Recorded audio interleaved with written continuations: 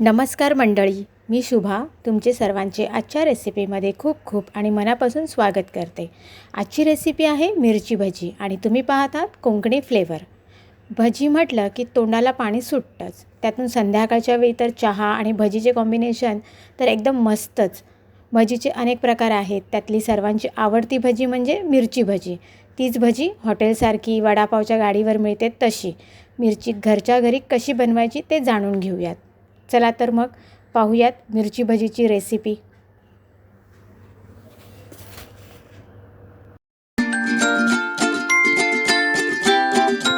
आपल्याला आज मिरची फ्राय करायची आहे, तर मिरची फ्राय करण्यासाठी या मिरची ज्या आहेत त्या मी व्यवस्थित साफ करून घेतल्यात। साफ म्हणजे काय तर ह्यातल्या सगळ्या बिया काढून घेतल्यात आणि ह्याचे असे मी फोडी असे पीस करून घेतलेत लांब। ठीक आहे, त्यानंतर त्याला मी लिंबू आणि मीठ लावून ठेवलं होतं। एक अर्धा तास तरी ह्याला लावून ठेवायचं, म्हणजे ह्याचा जो तिखटपणा असतो तो सगळा कमी होऊन जातो, म्हणून ह्याला लिंबू लावून ठेवायचा, लिंबू आणि मीठ।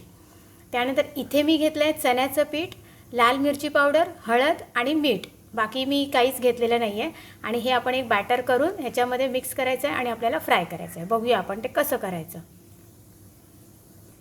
हे अशा पद्धतीने आपण पीठ तयार करून घ्यायचं आहे। हे जास्त घट्ट पण नाही करायचं आणि जास्त पातळ पण नाही करायचं, असं मीडियम हे झालं पाहिजे त्याचा। ठीक आहे, आता आपण मिरची कशी फ्राय करायची, फ्राय केल्यानंतर ती कशी दिसते हे बघूया। तळण्यासाठी इथे मी तेल गरम करत ठेवलं आहे। तेल गरम झालं का आपण एक एक करून मिरची त्यामध्ये तळून घेणार आहोत। तेल आपलं गरम झालं आहे, आता आपण एक एक करून यामध्ये मिरची सोडून घेणार आहोत। तेलामध्ये सोडायच्या अशा।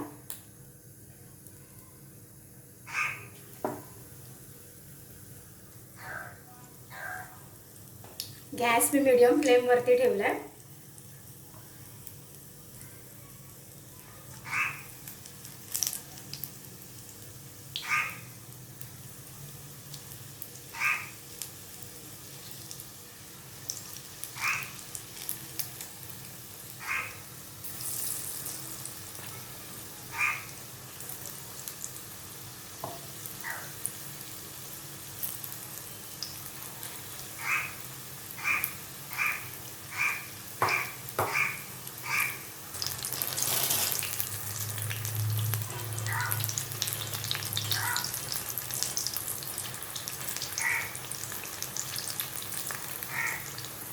बघितलं कशी मस्त फुगते ती मिरची, त्यामध्ये ना सोडा घातलाय ना काहीच घातलं नाही आहे, पण त्या किती छान फुगल्या आहेत हे बघा।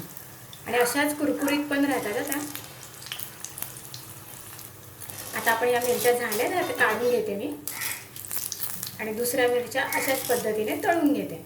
या अशा कलरच्या झाल्या पाहिजे, व्यवस्थित असा कलर त्याला आला पाहिजे। आता अशाच पद्धतीने आपण या बाकीच्या पण ज्या आहेत त्या तळून घेऊया। मसाला घातल्याने ह्या तिखट होणार नाही, कारण जी मिरची पावडर आपण वापरतो त्याच्यामध्ये जास्त काही गरम मसाले वगैरे नसतात, जेणेकरून ते तिखट होईल। साधाच एक मिरचीचं पूड असते, त्याच्यामुळे एवढं काय ते हे नाही होणार, तर तुम्ही तो बिंदास घालू शकता। आणि जर त्याहूनही तुम्हाला जर आवडत नसेल तर मग नका घालू, स्किप करा मिरची पावडर। म्हणजे काही लोकांना जास्त तिखट आवडत नाही ना, मग नका घालू।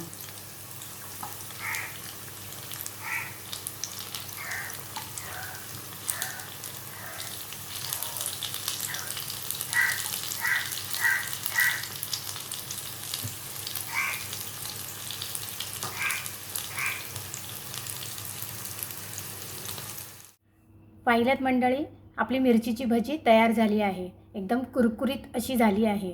विशेष म्हणजे जर रात्री भजी बनवल्या असतील तर तुम्ही सकाळीसुद्धा खाऊ शकता, इतकी कुरकुरीत राहते ती।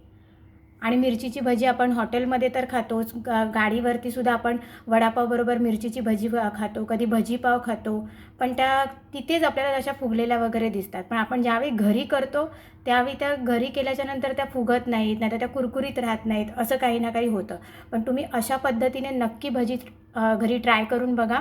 आणि तुम्हाला जर ही भजी आवडली, ही रेसिपी जर तुम्हाला आवडली तर मला कमेंटच्या माध्यमातून नक्की कळवा। आणि माझ्या चॅनलला लाईक करा, शेअर करा आणि सबस्क्राईब करायला विसरू नका। थँक्यू।